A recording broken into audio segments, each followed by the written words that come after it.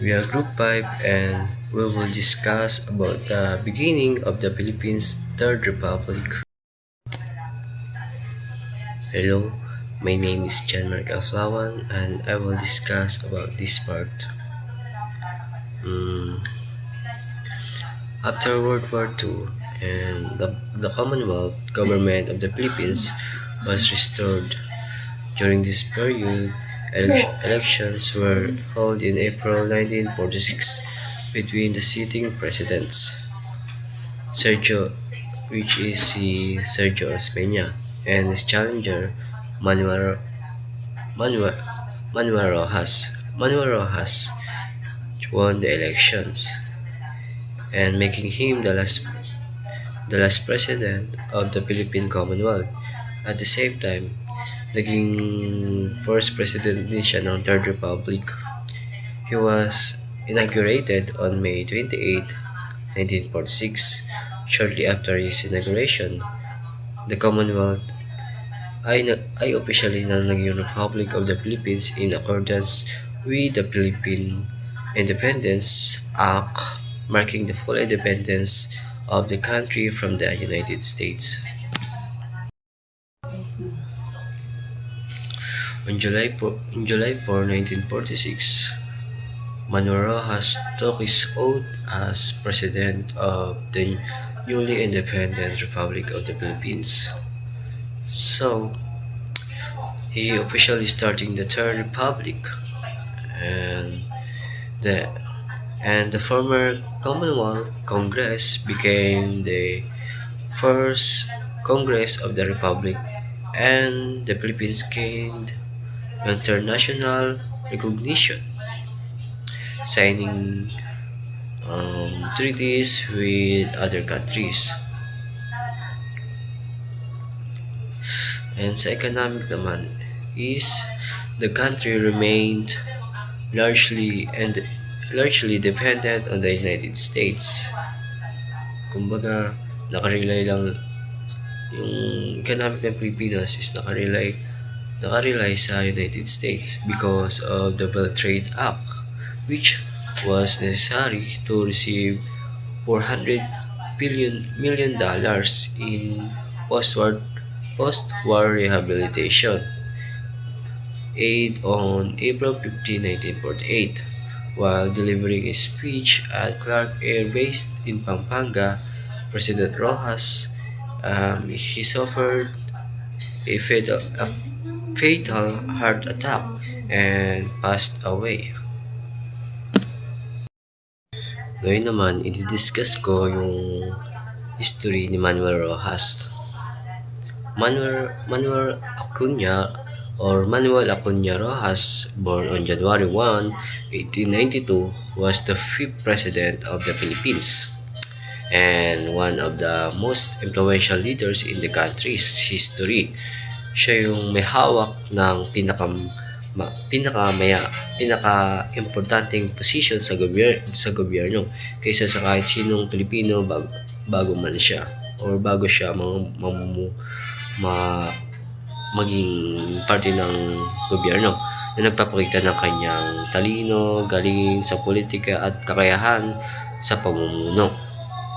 Rojas began his political career in 1917 at isang batang leader pa lamang siya noon. Noong 1919 naman, he was the youngest governor ng Capiz at nanungkulan siya hanggang 1917 to 1922. Pagkatapos nito, nahalal siya sa House of Representatives at kalaunan ay naging speaker siya doon kung saan maraming naambag niya sa paggawa ng mga batas na nakaapekto sa bansa. His rule as speaker allowed him to influence legislation and national policies, showing his deep understanding of governance. Bukod sa kanyang political career, si Rojas then ay nagsilbi rin bilang Brigadier General sa United States United States Army Forces in the Far East, or which we call USAFE. During the Commonwealth period, this demonstrated not only his dedication to leadership but also his commitment to defending the country during challenging times. The political influence of Rojas did not end with him. Ang kanyang anak na si Gary Rojas ay naging senador at yung apo niyang si Ma Rojas ay tumakbo bilang Pangulo noong 2016. This shows how the Rojas family continued to play a key role in shaping Philippines politics across a generation. After the Philippines gained independence in 1946, one of the pressing issues was the land tenancy problem, the land tenancy problem, which continued to affect farmers and rural communities. Many tenants or mga tenant were still subjected to unfair practices by landlords, and in some areas the situation even worsened after the war.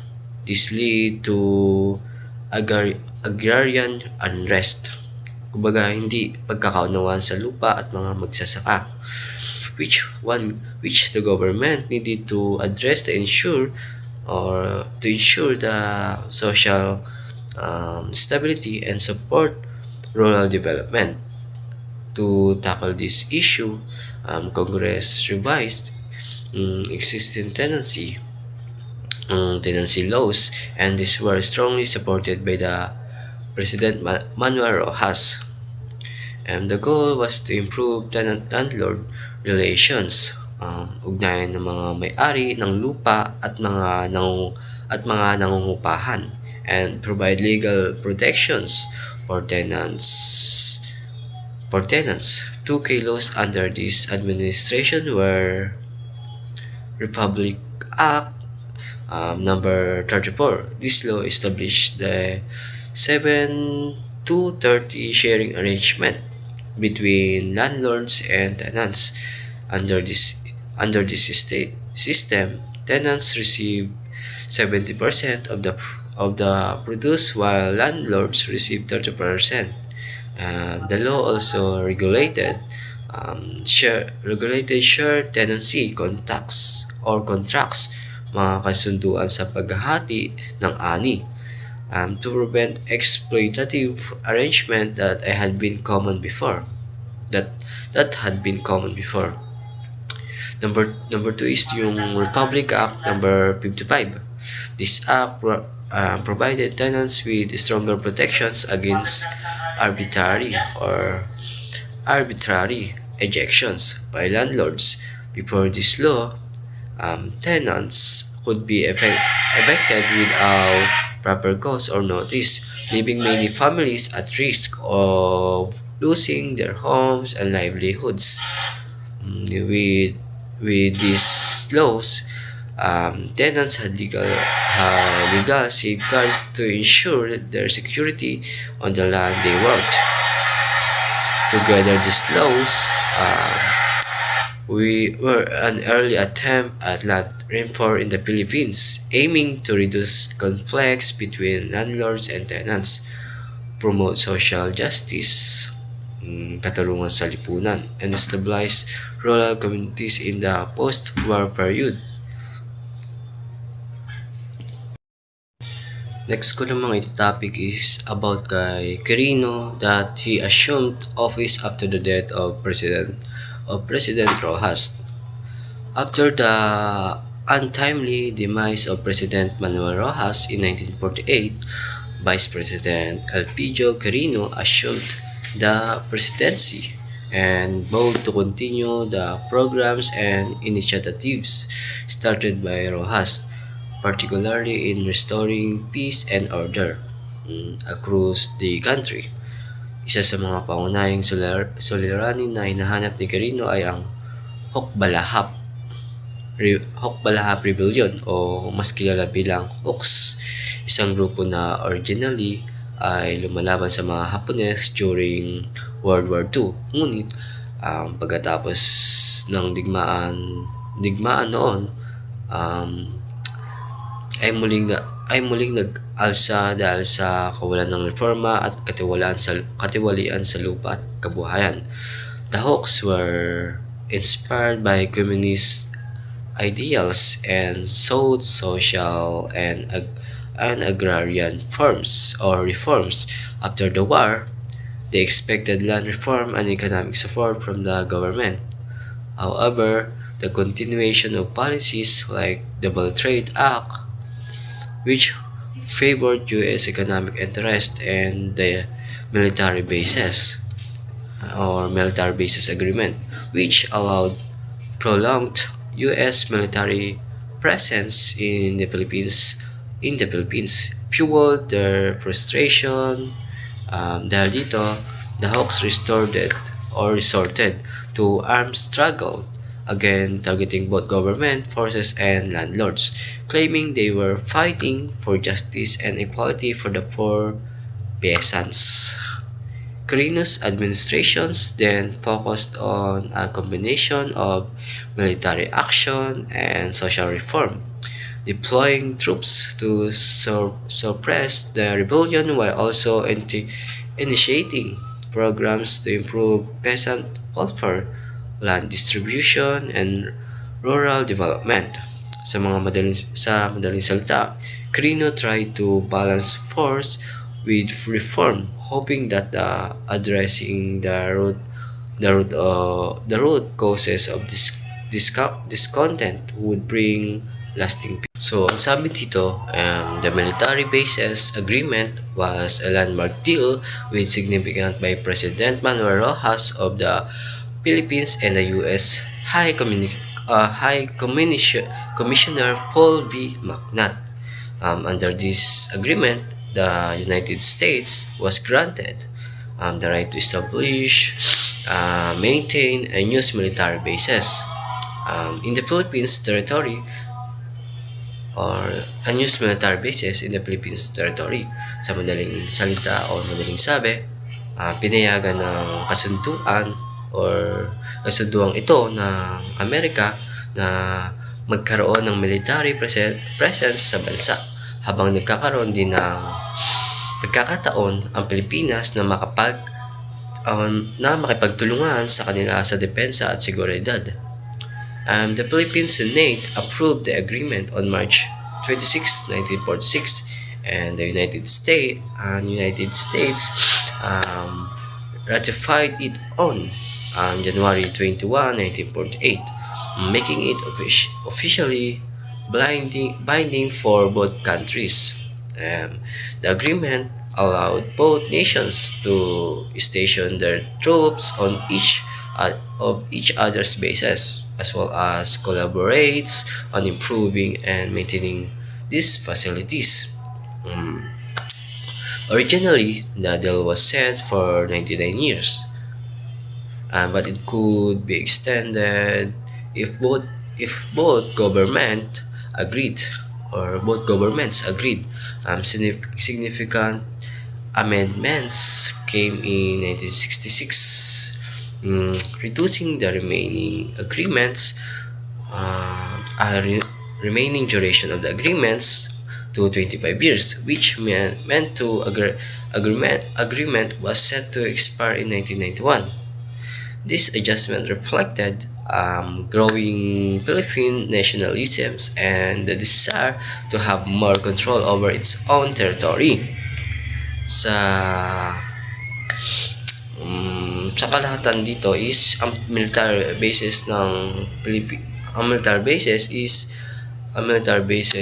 agreement ay hindi lamang usapin ng depensa, kundi simbolo ito ng malalim na ugnayan ng Pilipinas at Amerika pagkatapos ng World War II. During President Elpidio Quirino's administration, several programs and agencies were established to help rebuild the country. After the war, and to improve the lives of ordinary Filipinos, One of these was the President's Action Committee on Social Amelioration or tinatawag na PAKSA, which was created to provide assistance to needy Filipino families. Sa pamamagitan nito, natutulungan ang mga mahihirap na magkaroon ng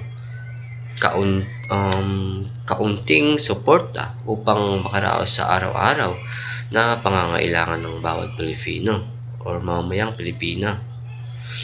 Another accomplishment was the Agricultural Credit Cooperative Financing Administration or tinatawag na ACCFA or ACFA.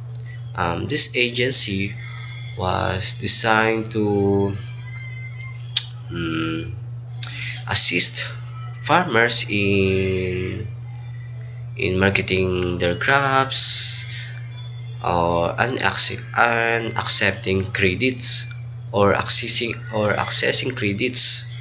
Dahil dito, nagkakaroon ng mas maayos na sistema para sa pagbebenta ng kanilang mga ani at para makakuha rin ng mga puhunan para sa kanilang sakahan. Yung pangatlo dito is yung the Labor Management Advisory or LMA. It served as the President's advisor or on labor issues.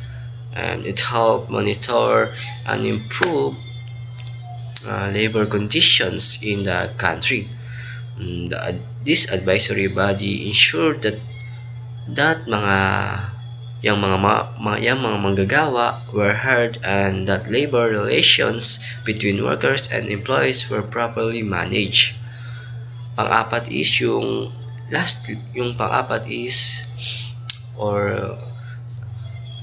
last but not the least is yung Executive Order number 355 issued on October 23, 1950. Quirino replaced the National Land Settlement Administration with Land Settlement Development Corporation or LASIDCO. LASIDCO took over the responsibilities of the agricultural machinery equipment corporations and the rice and corn productions administration. Its goal was to support land development and improve agricultural productions, helping farmers gain access land and modern farming equipment. For me, President Quirino's administration focused on social welfare and agricultural development, labor relations, and land settlement, showing his commitment to uplift the Filipino people after the devastation of World War II. Good day everyone, I am Albert Flores and now we're going to proceed to Elpidio Rivera Quirino. So first, let's know something about Elpidio Rivera Quirino. He was born on November 16, 1990 and died February 29, 1956. Elpidio was a native of Cagayan, Ilocos Sur but born in Vigan. He was an Ilocano who became the 6th President of the Philippines from 1948 up to 1953. Then, Elpidio Quirino was a lawyer by profession. He was then elected as a senator from 1925 up to 1931. In 1934, he became a member of Philippine Independence Commission that was sent to Washington, D.C., which is in United States, and secured the passage of Tidings-McDuffie Act to American Congress. Then, in 1935, he was elected to the convention that drafted the 1935 Constitution for the newly established Commonwealth. Next. In the post-World War II, Quirino was elected vice president in the 1946 election. After the death of the previous president Manuel Rojas in 1946, which is mentioned previously, the cause of death is the heart attack after making a speech.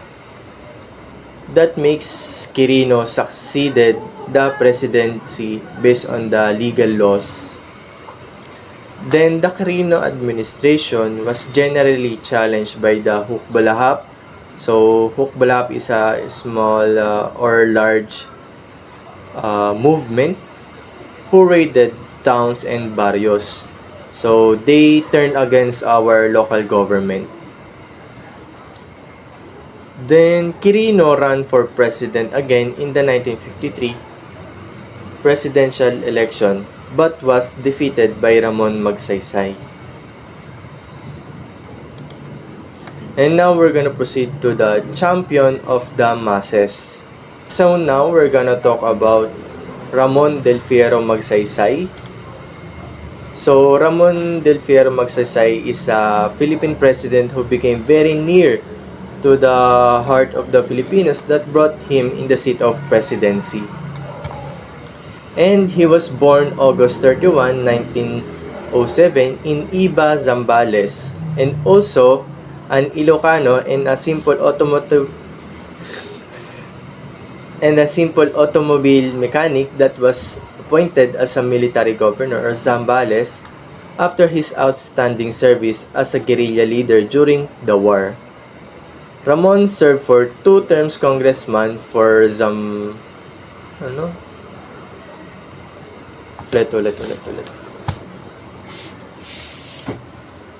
He was born August 31, 1907 in Iba, Zambales, and also an Ilocano, and a simple automobile mechanic that was appointed as military governor of Zambales after his outstanding service as a guerrilla leader during the war.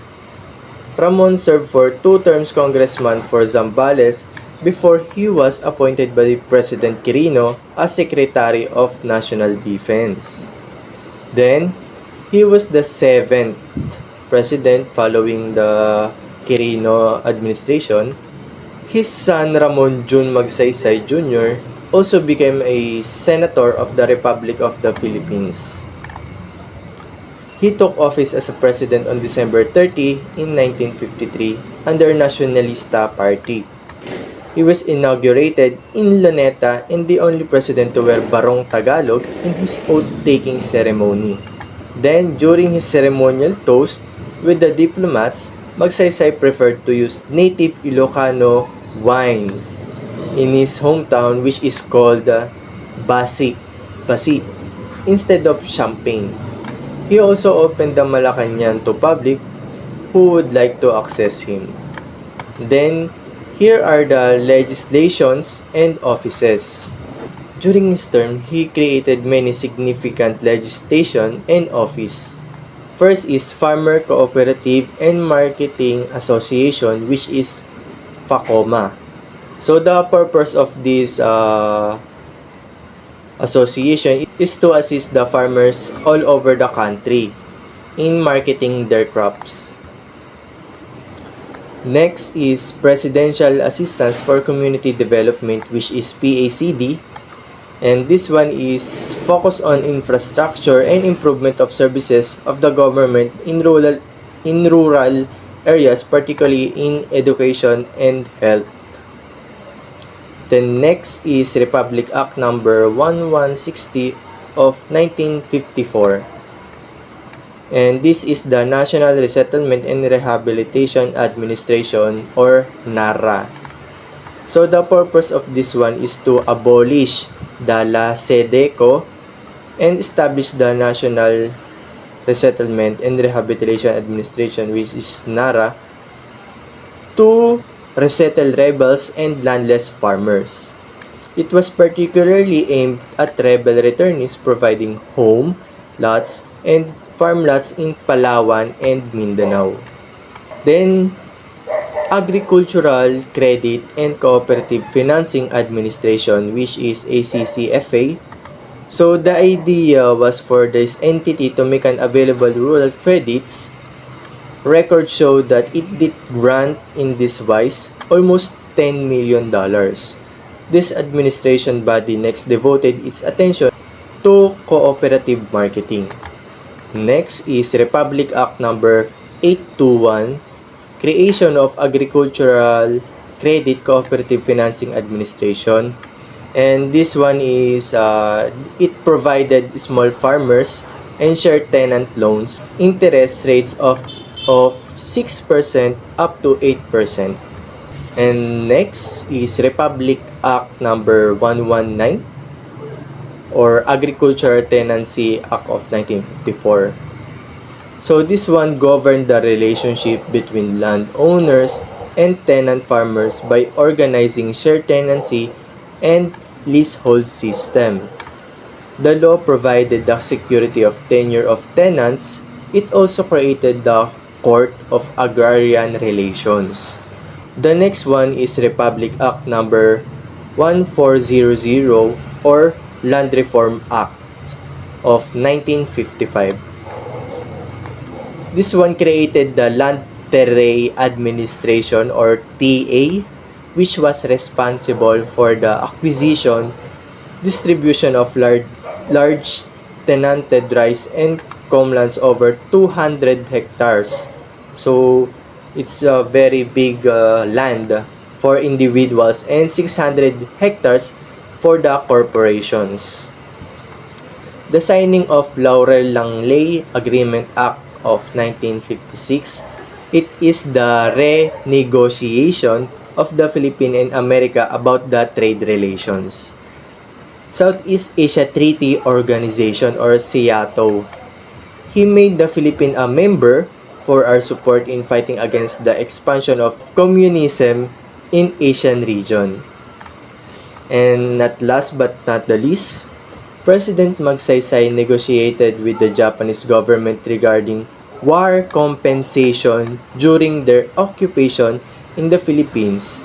They agreed to pay for the damages during the World War II for a payment term of 20 years.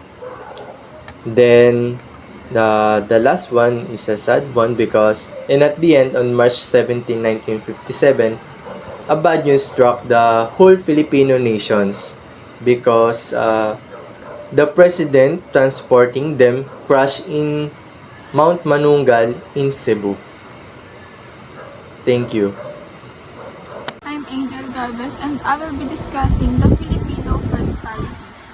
So, on March 18, 1957, Vice President Carlos P. Garcia took over the presidency because of the sudden death of Ramon Magsaysay.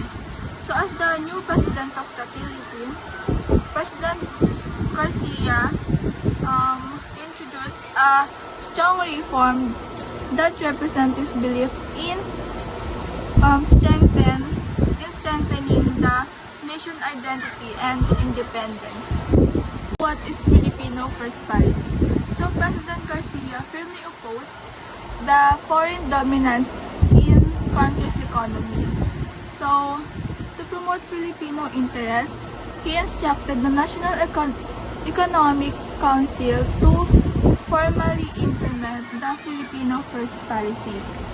So this policy aimed to prioritize the businessmen and industries, limit the foreign control over local markets, reduce the dependence on imported products, and strengthen the Philippines economy through national initiatives. Many big businessmen, especially those who depended on imported products, disagreed with the policy because it restricted the entry of foreign goods into the Philippine market. However, the policy also created positive impacts such as increased investment in Philippine industries, creation of new Filipino-owned businesses, growth in local entrepreneurship, and economic confidence. So these changes encourages more Filipinos to participate actively in building national industries. So despite its intentions, the Filipino First policy faced strong oppositions. So the United States government criticized the policy, labeling it pro-communist because it reduced foreign influence. When Diosdado Macapagal became president, he was more aligned with pro-American economic policies. As a result, he dismantled the Filipino First policy, ending Garcia's nationalist initiative. During the administration of President Carlos P. Garcia po, many important programs and initiatives were introduced. This included po the cultural arts, the revival of cultural arts, the creation of the Centennial Commission, and the supervision of the compilation of Dr. Jose Rizal's writings, which strengthened the Filipino identity and nationalism. So President Carlos P. Garcia also established the austerity program. So this program po, meron po siyang 7. And this program focus po on Filipino trade and industries. Iniaim po ng program na to mag-control ng export abuses, strictly enforce barter regulations, limit government imports to essential goods, reduce rice imports, improve local transportation to lessen the foreign dependence, revise the tax system for fairer collection, and intensify food production. So in foreign relations naman, his administration implemented the Bolen-Serrano Agreement. So, ito pong agreement na to, nireduce niya po yung list of American military, which is from 99 years, umawa po siya sa 25 years, with renewal po every 5 years. Now naman po, let's discuss the background of Carlos P. Garcia. So, yung full name po ni Carlos P. Garcia is Carlos Polistico Garcia, or also known as Carlos P. Garcia. He was a Filipino teacher, poet, orator, lawyer, political economist, guerrilla organizer, and Commonwealth military leader.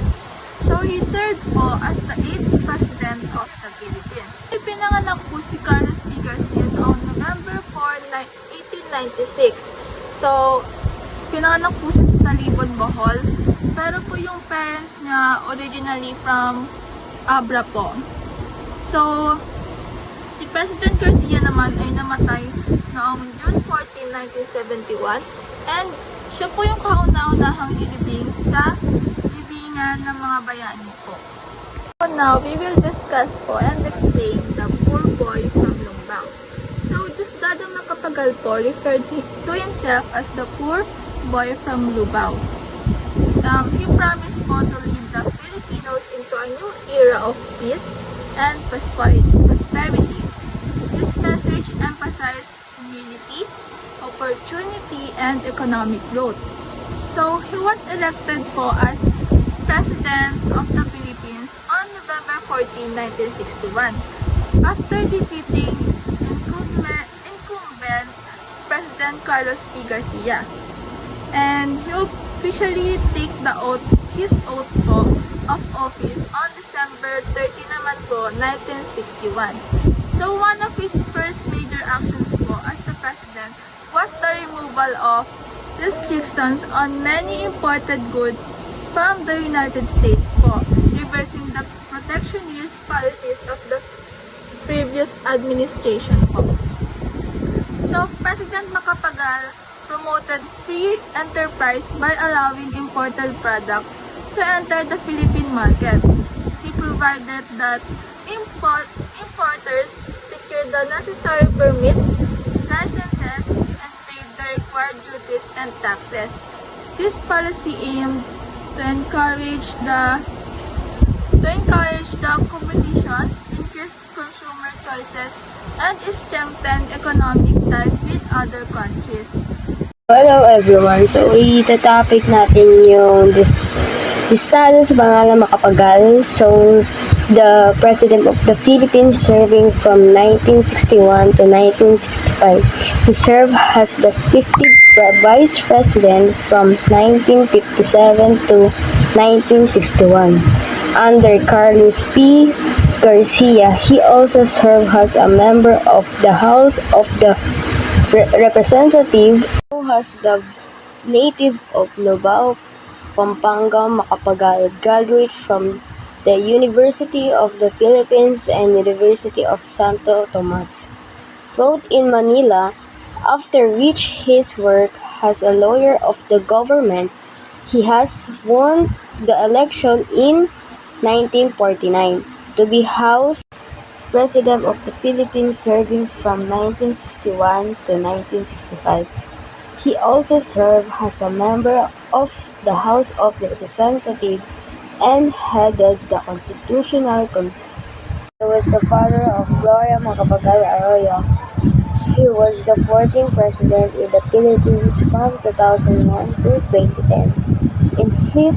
After he took office on December 30, 1965 as the President of the Philippines, he focused to the development of the Philippines economy.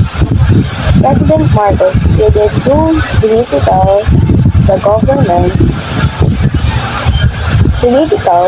the condition of the country from the administration, because when he assumed office, the government also bankrupt due to overspending. It's believed that his could be a good strategy in rebuild the economics by achievement of the basic food of the Filipinos like rice and corn.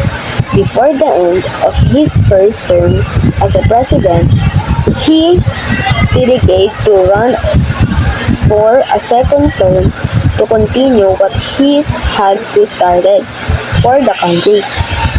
On November 11, 1969, the Filipino has once again their trust to Marcos, who won the election.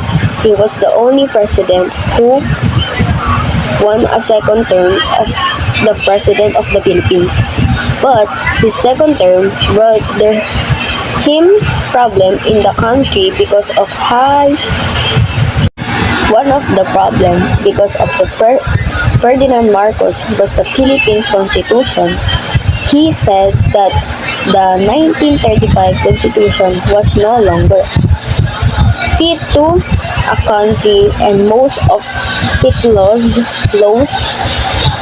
were no longer application, and to support new politics and plans of development of the country. In his second term, two available in the marketing all over the country. Has long that the economics, he's introduced the country's first land reform law, placed the peso on the free exchange market. Marcos Macapagal, he elected president of the 1970 constitutional convention that would later draft what became the 1973 constitutional, through the manner in which the Macapagal was also in the Spanish language. This Macapagal key contributions, including the Land Reform Code 1963 to help reformers liberalizing to economics by floating the peso, changing Independence Day to June 12, 1898 to honor the First Republic and promoting national language and integrity through his effort to honor the original 1898 declaration by Emilio Aguinaldo, Filipino self-determination against Spain, rather than celebration the 1946 of independence by the U.S. President of the Philippines in 1963 was Diagos Macapagal, who served from December 31, 1961 to December 30, to December 30, 1961 to December 30, 1965, making him the president of the inner year of 1963, known to shifting Independence Day to June 12 and promoting economic reform.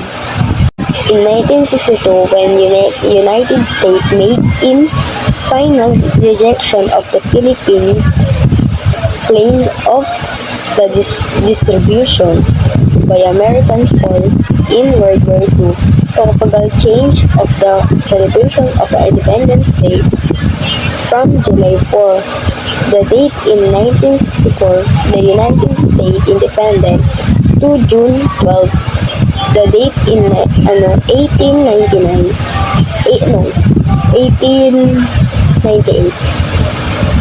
1898 that Emilio Aguinaldo declared Independence Day from Spain. Macapagal claimed the timing of the decision to change the date of Independence Day was not out of for the United States but rather an choice of timing of the taking of an action which has providing being decision. Often during his term, Macapagal also made the decision of who was made president of the Philippines by Japanese occupation focus as having been an official president. To his 1965, he was debating in the presidential election by President Marcos, who was billed a conservative election to block Macapagal's reform in the landslide victory. For the topic of his status, D. Macapagal. Philippine development under Marcos presidency. After he took his oath of office on December 10, 1965, as President of the Philippines, he focused to the development of the Philippine economy. President Marcos needed to systematically reconstruct the condition of the country from the previous administration because when he assumed office, the government treasury was almost bankrupt due to overspending. So, pagtapos manumpa ni Marcos bilang Pangulo noong December 30, 1965, agad niyang tinutukan ang pagunlad ng ekonomiya ng Pilipinas. Kailangan niyang ayusin at buuin muli ang kalagayan ng bansa dahil ang iniwang pondo ng naunang administrasyon ay halos ubos na dahil sa labis ng paggastos. Dahil dito, kinailangan niyang gumawa ng mga hakbang at programa para mapatatag ang ekonomiya at maibalik ang maayos na takbo ng pamahalaan. So, nagsimula siya sa isang magulong sitwasyon at nakatuon siya sa pag-angat ng kabuhayan ng bansa. He prioritized the sector of agriculture. For his brief, this could be a good strategy in rebuilding the economy by achieving self-sufficiency of the basic food for the Philippines like rice and corn.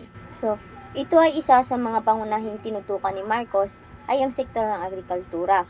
Naniniwala siya na kung mapapalakas ang produksyon ng mga pangunahing pagkain tulad ng bigas at mais, makakatulong ito sa muling pag-angat ng ekonomiya ng bansa. Layunin niya na maging self-sufficient ang Pilipinas sa pagkain. Ibig sabihin ay sapat ang produksyon para sa sariling pangangailangan ng mga Pilipino at hindi na kailangan umasa sa pag-angat mula sa ibang bansa. Bukod dito, ang pagpapaunlad ng agrikultura ay makakatulong din sa kabuhayan ng mga magsasaka at sa pangkalahatang kaunlaran ng bansa.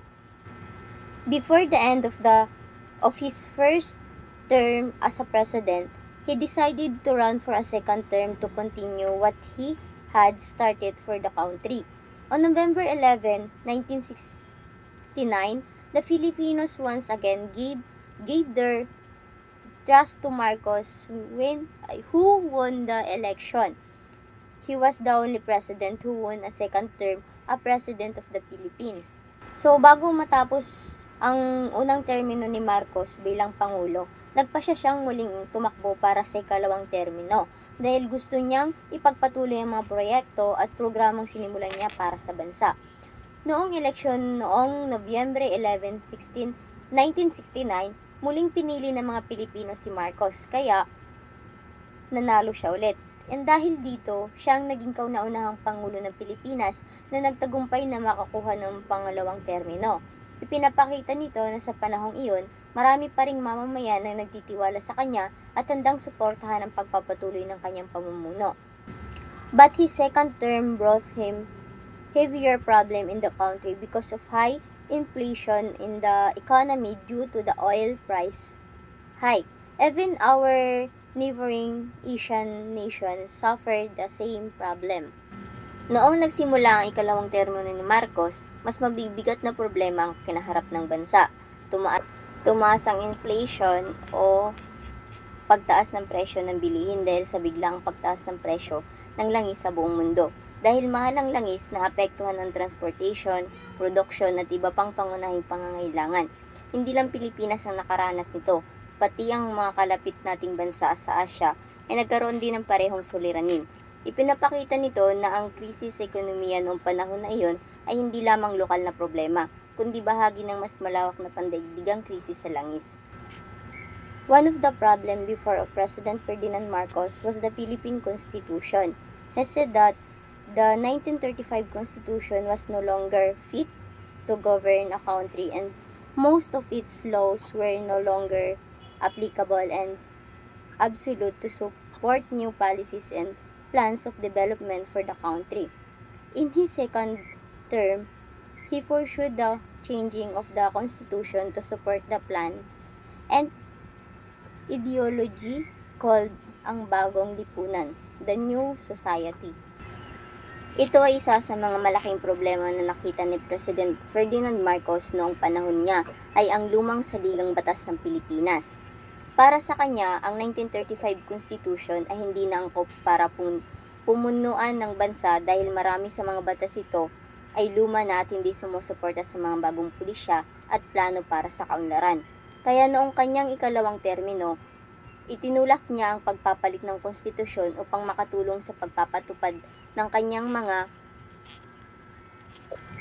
ideya at programa na tinawag niyang ang Bagong Lipunan. Sa madaling salita, nais niyang baguhin ang sistema ng pamahalaan para umayon sa mga pagbabago na gusto niyang ipatupad para sa bansa. Referring to the Book of Halili, Marcos was seriously aimed to form and establish his new society ideology, and he formulated an acronym for his plan of reforms. Ayon sa aklat ni Halili, seryoso si Marcos sa pagbuo at pagpapatupad ng kanyang ideya na tinawag na New Society o Bagong Lipunan. Para mas malinaw ang kanyang mga plano, gumawa siya ng acronym na PLAGE kung saan bawat letra ay kumakatawan sa mahalagang aspeto ng kanyang reforma. Ang P ay para sa peace and order o kapayapaan at kaayusan. Ang L ay para sa land reform o reforma sa lupa. Ang E para sa economic development o pagpapaunlad ng ekonomiya. And ang D is para sa development of moral values o pagpapalago ng pagpapahalagang moral. Ang G is para sa government reforms o reforma sa pamahalaan. Ang pangalawang E naman is para sa educational reforms o reforma sa edukasyon. At ang S ay para sa social services o mga serbisyong panlipunan. Ipinapakita nito na ang bagong lipunan ay isang komprehensibong plano ni Marcos upang ayusin at paunlarin ang bansa sa iba't ibang aspeto ng pamumuhay ng mga Pilipino.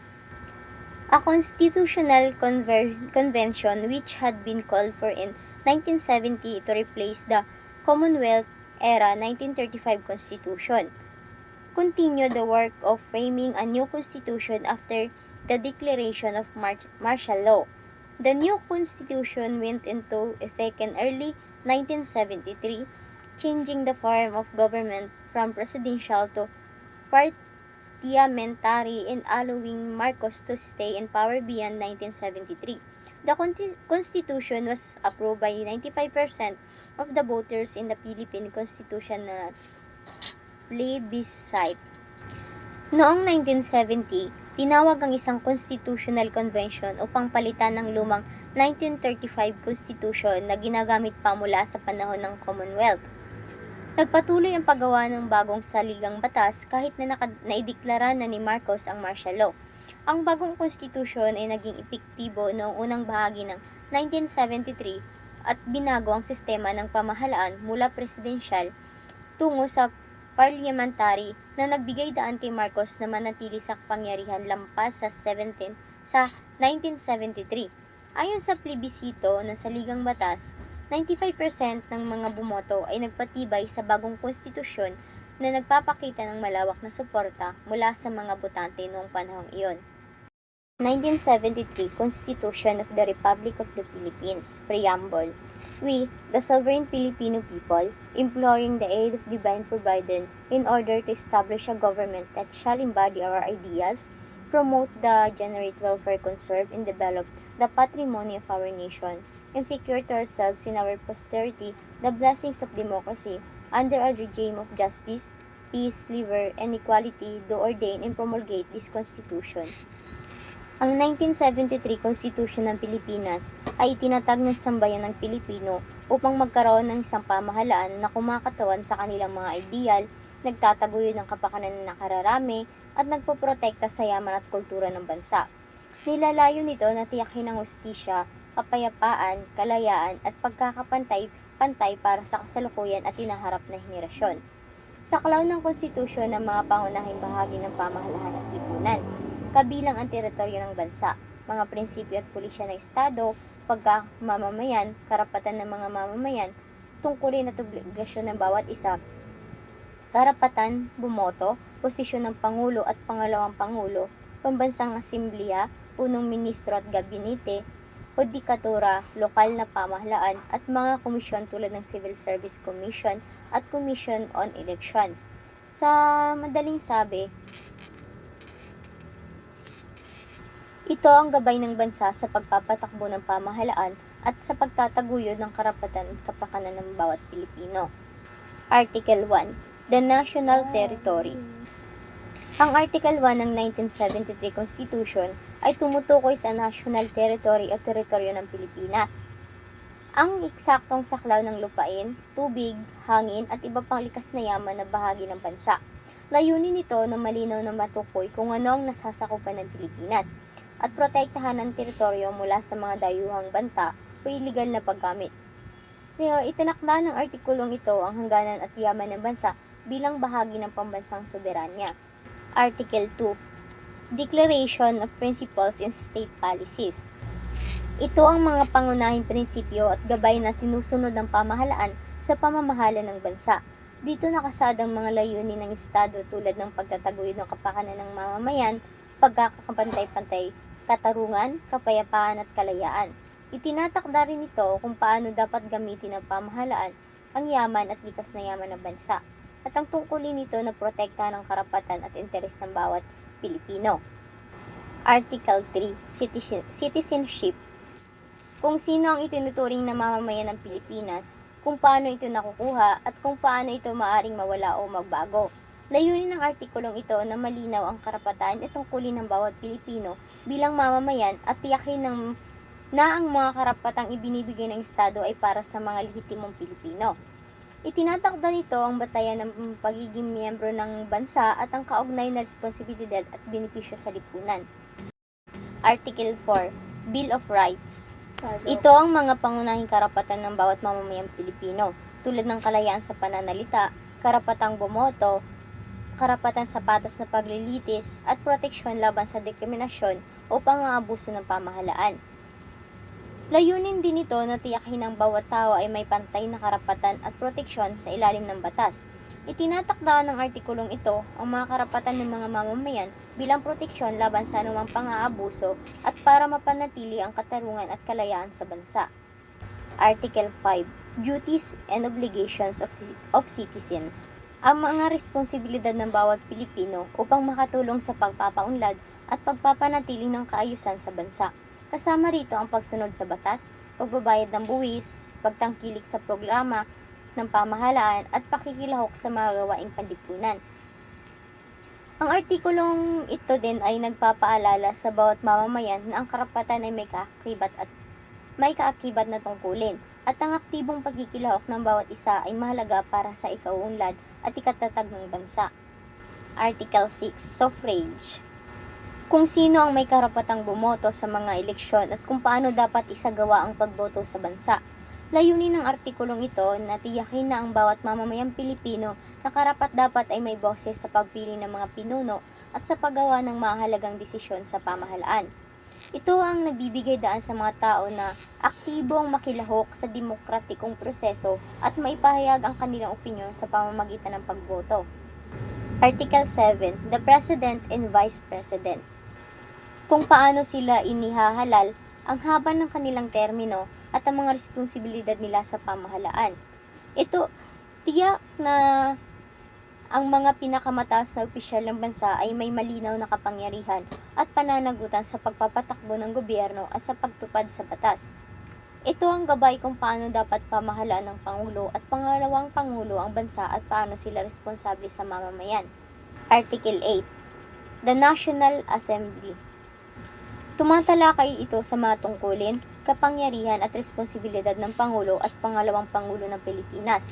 Dito nakasaad kung paano sila inihahalal, ang haba ng kanilang termino at ang limitasyon ng kanilang kapangyarihan. Layunin din ng artikulong ito na tiyakin na malinaw ang kanilang papel sa pamamahala ng bansa sa pagpapatupad ng batas at sa paglilingkod sa mamamayan. Itinatakda ng artikulong ito kung paano dapat pamunuan ng Pangulo at pangalawang Pangulo ang bansa at paano sila mananagot sa kanilang mga aksyon sa ilalim ng batas. Article 9. The Prime Minister in the Cabinet. Ang istruktura, kapangyarihan at tungkulin ng katawan ng legislatura sa bansa. Kasama rito ang paggawa ng mga batas, pag-aproba sa budget at pag-monitor sa iba pang sangay ng pamahalaan. Layunin din ng artikulong ito na tiyakin na may organisadong sistema ng paggawa ng batas at representasyon ng mga mamamayan sa pamahalaan. Ang National Assembly ang pangunahing institusyon na ginagawa ng mga patakaran at batas para sa ikabubuti ng bansa at ng mga Pilipino. Article 10. The Judiciary. Ang papel, kapangyarihan at tungkulin ng punong ministro bilang pinuno ng pamahalaan at ng kanyang gabinete bilang katuwang sa pagpapatakbo ng mga ahensya ng Estado. Layunin din ng artikulong ito na malinaw kung sino ang namumuno sa araw-araw na pamamahala ng bansa at paano isinasagawa ang pagpapatupad ng mga batas at pulisya.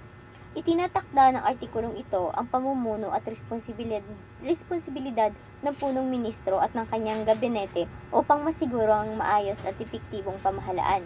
And Article 11. Local Government. Ang istruktura, kapangyarihan at tungkulin ng mga hukuman sa bansa, kabilang ang Korte Supreme at iba pang mababang hukuman. Layunin nito na tiyakin na ang batas ay mapapatupad ng patas, na may katarungan at proteksyon laban sa pang-aabuso.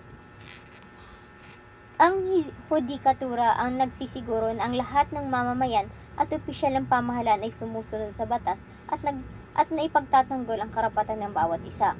And last Article 12, the Constitutional Commissions. Ang organisasyon, kapangyarihan at tungkulin ng mga pamahalang panlalawigan, lungsod, bayan at barangay. Layunin nito na tiyakin na may maayos na pamamahala sa lokal na antas na nagbibigay serbisyo sa mamamayan at nakikipagtulungan sa pambansang pamahalaan. Ang artikulong ito ay nagtatakda kung paano dapat pamahalaan at patakbuhin ng mga lokal na unit ng gobyerno para sa ikabubuti ng mga tao sa kanilang lugar. Ang tungkulin at kapangyarihan ng mga komisyong ito, kabilang ang Civil Service Commission, Commission on Elections at iba pang komisyon na may mahalagang papel sa pagpapatupad ng batas at pagpapanatili ng integridad na pamahalaan. Layunin ng artikulong ito na tiyakin na may mga independenteng katawan na nagbabantay sa patas at maayos na operasyon ng gobyerno. Ang mga konstitusyonal na komisyon ang nag-aasikaso at nagbabantay ng mga patakaran at batas ng bansa ay naipapatupad ng tama at makatagungan. Ang mga bahagi ng Article 12 ay naglalarawan ng iba't ibang aspeto ng constitutional commissions. Ang common provisions ay nagsasaad ng pangkalahatang alituntunin at gabay sa pagpapatakbo ng mga komisyon tulad ng kanilang pagiging independente at pananagutan sa batas. Ang Civil Service Commission naman ang namamahala sa pamamahala ng mga empleyado ng gobyerno, kabilang ang kanilang paghirang, promosyon at disiplina upang matiyak ang epektibo at patas na serbisyo publiko. Samantalang ang Commission Election ang responsable sa pag-organisa at pagbabantay sa mga eleksyon, tiyakin ang patas at malinis na halalan at protektahan ang karapatan ng mga botante.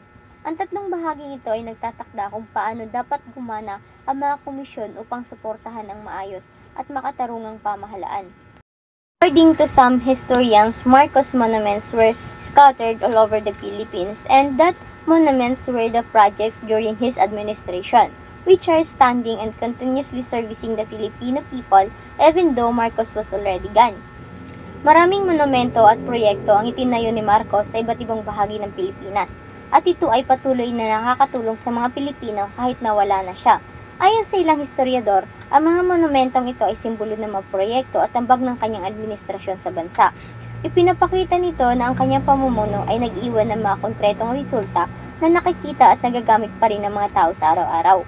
The statement of Ferdinand Marcos says, "I often wonder what I will be remembered in history for: scholar, military hero, builder, the new constitution, recognition of government, builder of roads, schools, the Green Revolution, uniter of variant and antagonistic elements of our people. He brought light to a dark country, a strong rallying point or a weak tyrant." Ang ibig sabihin ng pahayag ni Marcos ay iniisip niya kung paano siya matatandaan sa kasaysayan. Nais niyang malaman kung ano ang alaala sa kanya ay bilang isang scholar, bayani sa militar, tagapagtayo ng mga infrastruktura tulad ng kalsada at paaralan, tagapagpatupad ng bagong konstitusyon, o leader na nagdala ng kaayusan at pagbabago sa bansa. Tinanong din niya kung siya ba ay ituturing na nagbuklod ng mga tao at nagdala ng liwanag sa bansa, o bilang isang mahina at niil na leader. Ipinapakita nito ang kanyang pagnanais na magkaroon ng positibong alaala sa kasaysayan at malinaw na kontribusyon sa bansa. This is Shanarin Esteliade, and I'm going to talk about Marcos Legacy Project. So we have 17 projects. So the first one is Philippine Heart Center. So ito po yung hospital specializing in cardiovascular care, and it established po to provide specialized cardiac care. Lung Center. So ito naman po yung medical facility focuses on respiratory disease, or nagpo-focus po sila on treating respiratory disease. Kidney Center. So ito naman po yung hospital specializing in renal care and dedicated to kidney-related ailments and treatments. San Juanico Bridge. Ito naman po yung nagko-connect or connected to the island of the Leyte and Samar, or a long bridge connecting Leyte and Samar. Pan-Philippine Highway. So ito naman po yung network of roads spanning the Philippines, or a major roads network spanning the Lake of the Philippines. North Luzon and South Luzon Expressway. So ito naman po yung major ng highway in Luzon, or ito rin po yung key expressway facilitating transport in Luzon. Parañaque Cavite Coastal Road. Ito naman po yung highway along the coast, or yung coastal highway po. It aims to ease in traffic. Manila Light Rail Transit, or should I say LRT. So ito po yung urban rail transport system, and ito rin po yung first urban rail transit system in Metro Manila. 17 hydroelectric plants. So ito po yung facilities generating electricity from water power po. Ito rin po yung nagpo-boost ng power to, or ito rin po yung to boost power generation. Geothermal power plants. Ito naman po yung plants using geothermal energy. Ito rin po to lessen the country dependency on oil. Tongganon 1 and Palimpinon 1 geothermal plants. Ito po yung Pacific geothermal plants. 47 state colleges and universities. Ito naman po yung public tertiary education institutions. 11 heavy industrialization project.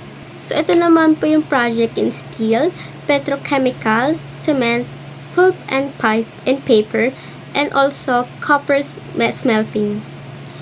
Cultural Center of the Philippines. So, ito naman po yung premier venue for the arts ngayong Philippines. So, ito naman po yung Culture Theme Park or Theme Park showcasing Filipino culture. Philippines International Convention Center. So, ito naman po yung major event ng venue or a convention center for large event. And the second one that I'm going to discuss about is his authored works, and we have 15 works. The first one is National Discipline, the Key to Our Future, 1970. So this work likely outlined Marcos' vision for national development through discipline and order. Today Revolution, Democracy, 1971. So ito naman po yung book to explore Marcos' concept of constitutional authoritarianism. Notes on the New Society of the Philippines, 1973. So, ito naman po yung likely details, the etiologies and goals of the new society, Marcos' social political program implements after the declaration of martial law. The next one is Tadhana, the History of the Filipino People, 1977 and 1982. Ito naman po yung multi-volume history project that aims to provide a Marcos-centric view of Philippine history. The Demographic Revolution in the Philippines, 1977. So, this work naman po likely further elaborates on Marcos' concept of democratic revolution. 5 years of the New Society, 1978. So, ito naman po yung assessment of the program or progress and achievement of the new societies during its first 5 years. The next one is President Ferdinand E. Marcos on Law, Development on Human Rights, 1978. So, ito naman po yung completion of Marcos' view on the relationship between law, economic development, and human rights. The second one is, or the next one is President Ferdinand E. Marcos on Agrarian Reform, 1979. So, ito naman po is yung Marcos' perspective on the Agrarian Reform Program implements under his administration. An Ideology for Filipinos, 1980. So, this work naman po likely to present Marcos' vision for national ideology that will unite the Filipino people. An Introduction to the Politics of Transition, 1980. So, this book naman po discuss the political transition and challenges faced by the Philippines. The next one is Marcos Notes for Cancun Summit, 1981. So, ito naman po is Marcos Notes and Reflections on the Cancun Summit, an international conference on development. Progress and martial laws. Ito naman po yung work likely justified for the imposition of martial law as necessary for national progress. The New Philippine Republic. So, ito naman po yung third world approach for democracy, 1982. So, ito naman po is Marcos' perspective on democracy in the context of the developing countries. The next one is Towards a New Partnership, the Filipino Ideology, 1983. So, itong book naman po likely to explore the concept of partnership and cooperation in the Philippine society. And the last one po is Etiology on the Transformation of the Philippine Society, 1988. So, ito naman po yung 3-part series examining the changes and transformation in the Philippine societies under Marcos' rules. 1972 to 1986, the Marcos administration enacted a large number of decrees, law, and proclamation, totaling 2,036 presidential decrees. This averaged about 145 per year. Many of these laws remain affected and embedded in the country of legal system. Green Revolution. So, Marcos introduced the Green Revolution in the Philippines. So, this encouraged Filipinos or all Filipinos to plant trees and vegetables in the backyards and vacant areas. Masagana 99. This was an agricultural program designed to improve agricultural proactivity, it aims to enable the country to achieve rice sufficiency in the late of 1970s by helping farmers harvest 99 sacks of palay, or should I say unmilled rice, for every hectare of rice field. Republic Act Number 63989 and RA 6390 of 1971 created the Department of Agrarian Reform and the Agrarian Reform Special Account Fund. This aimed to strengthen the position of farmers and expand the scope of agrarian reform.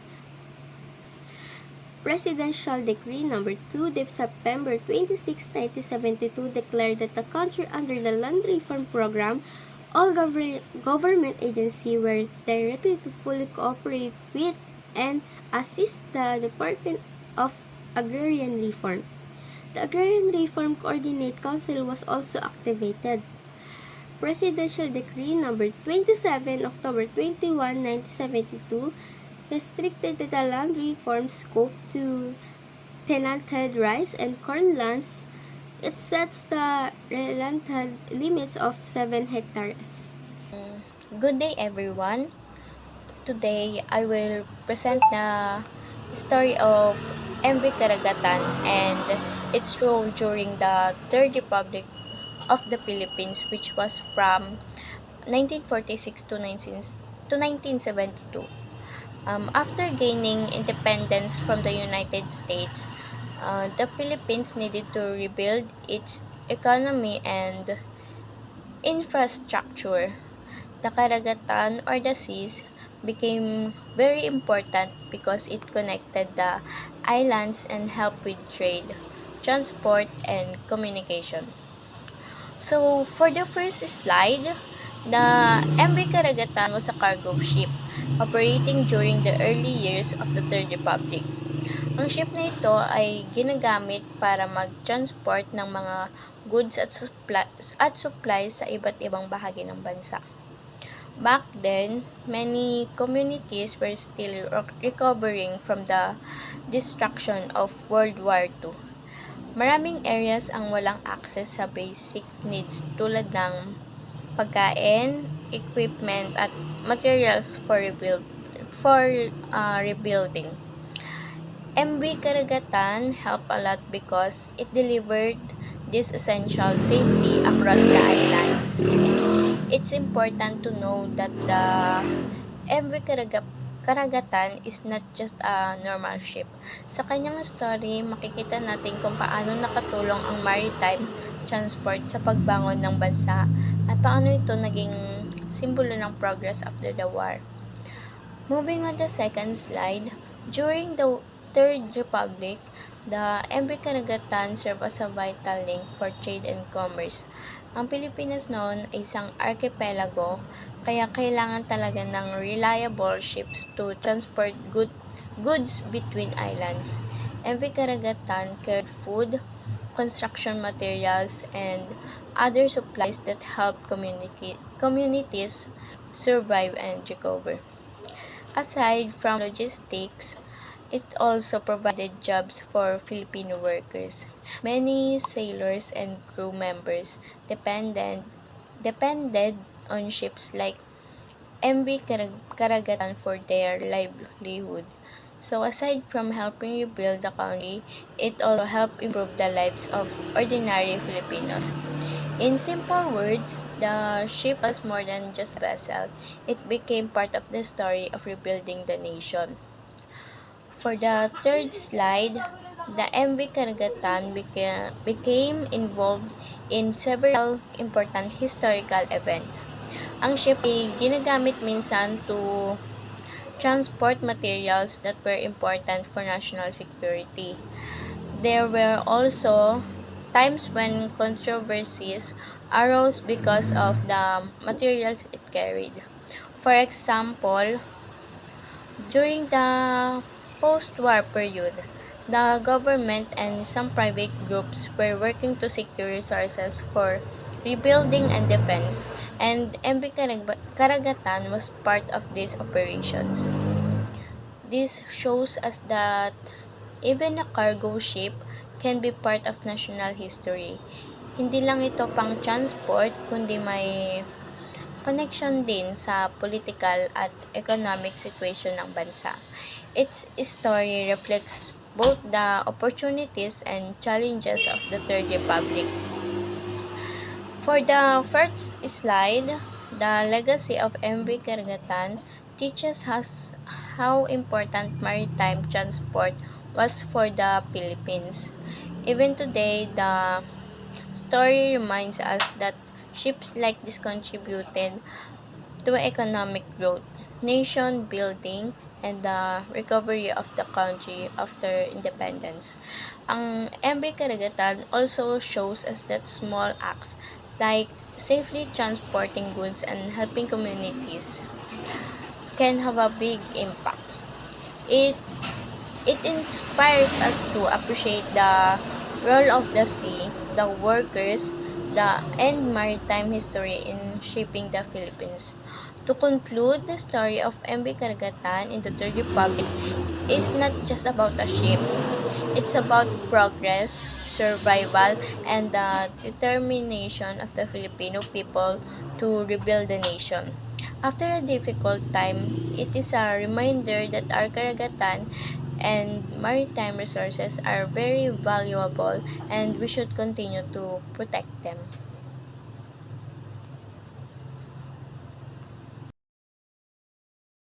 Hello everyone, I'm Maria Janelle Victor and I'll report about Declaration of Martial Law. The Declaration of Martial Law involved the suspension of civil law and civil rights and the writ of habeas corpus. Facing the country under military authority, Marcos justified this, claiming the need for extra power to stop communists and lead violence and eliminate rebellion, and push national development. He emphasized that martial law was legal and necessary to control civil disobedience and maintain order. Marcos justified law by citing the Philippine Constitution, saying it was a legal strategy to protect national security and the welfare of Filipino from threats such as Muslim rebel groups and Christian vigilantes. He claimed that martial law was not military takeover, but the only solution to restore peace and order during a time of rebellion and chaos. According to Marcos, this emergency rule would lead to a new society. Martial law was lifted on January 17, 1981, but Marcos continued to rule until 1986 when he went into exile in Hawaii after the People Power Revolution. This talks about declaration of martial law under President Ferdinand E. Marcos. Basically, martial law meant na suspend ang civil law and civil rights, pati na rin yung writ of habeas corpus. Ibig sabihin nito, mas naging makapangyarihan ng military kaysa normal civilian government. According to Marcos, he declared martial law because of rising violence, communists, and rebellions. He said the country was becoming chaotic, so kailangan doon ng extra power para daw makontrol ang situations. Para ni Marcos, martial law was necessary to restore peace and order and to push national development. Pero many Filipinos, this is also mean takot, paggawa ng karapatan at maraming abuso lalo na sa mga critics ng gobyerno. Marcos explained that martial law was legal and constitutional, not a military takeover. He claimed that it was his duty to protect Filipino from threats like Muslim rebels and Christian vigilantes. Ayon sa kanya, martial law was the only solution to stop chaos and bring discipline. Dito rin yung lumalabas yung idea ng new society, kung saan ang goal ay magkaroon ng disiplinadong mamayan at maayos na bansa. Although martial law was official in 1981, Marcos stayed in power until 1986. So kahit sinasabing temporary lang, matagal pa rin siya nanatili sa posisyon. This shows martial law was explained by Marcos. Pero in reality, maraming Pilipino ang naapektuhan negatively. So, ang next naman po ay early life of Ferdinand E. Marcos. Complete name was Ferdinand Emmanuel Edlarin Marcos Sr. He was born on September 11, 1917. in the town of Sarat, Ilocos Norte. Ferdinand was later baptized in the Philippine Independence Church, but was first baptized in the Roman Catholic Church at the age of 3. He was married to Imelda Romualdez on May 1, 1954, and the marriage produced 3 children. First, Maria Imelda Amy Marcos, born November 12, 1955. Ferdinand Bongbong Marcos Jr., born September 30, 1957. And last, Irene Marcos, born September 16, 1960. Marcos claimed that he was a descendant of Antonio Luna, a Filipino general during Philippine-American War, and he also claimed that his ancestor was a 16th century pirate, Lim Ang Hung, who used to raid the coast of the South China Sea. Bruce Ferdinand and Larry Marcos Sr. This story helped build his image as a strong and heroic leader. Next naman ay ang 1938 murder case and bar exam. In December 1938, Ferdinand Marcos was charged and convicted for the murder of Julio Nalundasan, a political rival of his family, and was sentenced to death. However, the Supreme Court overturned the decision on October 22, 1940, and acquitted Marcos of all charges. And he topped the 1938 bar examination with the score of 98.01. He was known for having a photographic memory, and it was attested by the former Senator Miriam Defensor Santiago, who also served as speechwriter of Marcos. So, ang next, this talks about controversial part of Marcos' life. In 1938, he was accused of killing Julio Nalundasan, a political rival. Marcos was found guilty at first, but his family appealed the case. In 1940, the Supreme Court overturned the decision and acquitted him. At the same time, Marcos was topped the 1938 bar exam with a very high score. He was known for having photographic memory, which made people admire his intelligence. This event made him famous, pero hanggang ngayon, may mga tao pa rin duda sa buong story niya.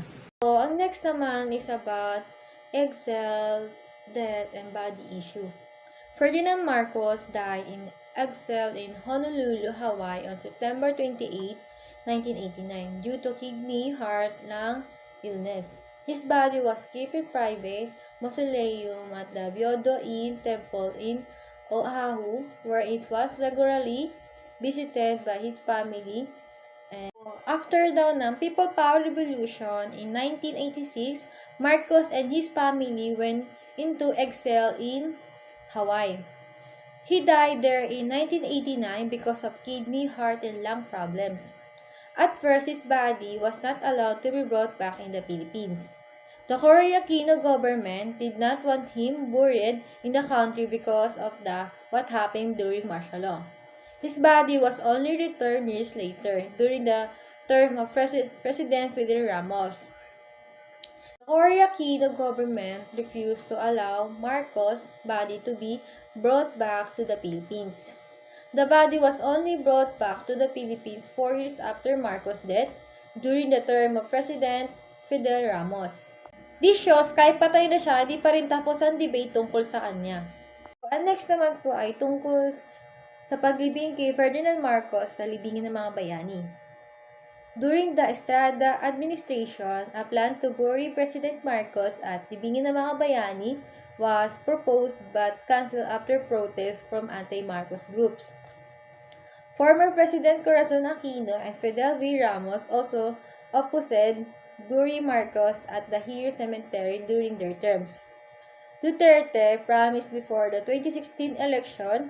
President Duterte promised to allow Ferdinand Marcos burial at the libingin ng mga bayani, saying Marcos qualified as a former president and former soldiers. Supreme Court decision, the burial was delayed due to petition and oral arguments on November 8, 2016. The Supreme Court allowed the burial with a 9-5 vote and the abstention lifting the order and block it. Aquar burial on November 18, 2016 following the family's decisions, Ferdinand Marcos was finally buried at Libingan ng mga Bayani as the former president and soldier. This explains the long issue about Marcos' burial. There were many attempts to bury him at the Libingan ng mga Bayani, pero laging may protest. Former President Aquino and Fidel Ramos both opposed the burial. However, before 2016 election, President Duterte promised that Marcos will be buried there. In November 2016, the Supreme Court allowed the burial. Finally, on November 18, 2016, Marcos was buried at the Libingan ng mga Bayani. This caused massive protests because many Filipino believe Marcos does not deserve to be honored as hero. And overall, Ferdinand E. Marcos is one of the most controversial leaders in the Philippine history. Some people remember him for discipline and infrastructure, while others remember him for human rights abuse and fear during martial law. And these slides show both sides of his history and his background, and his rule and the issue that follow even after his death. Until now, hati pa rin ang opinion ng mga Pilipino tungkol kay Marcos.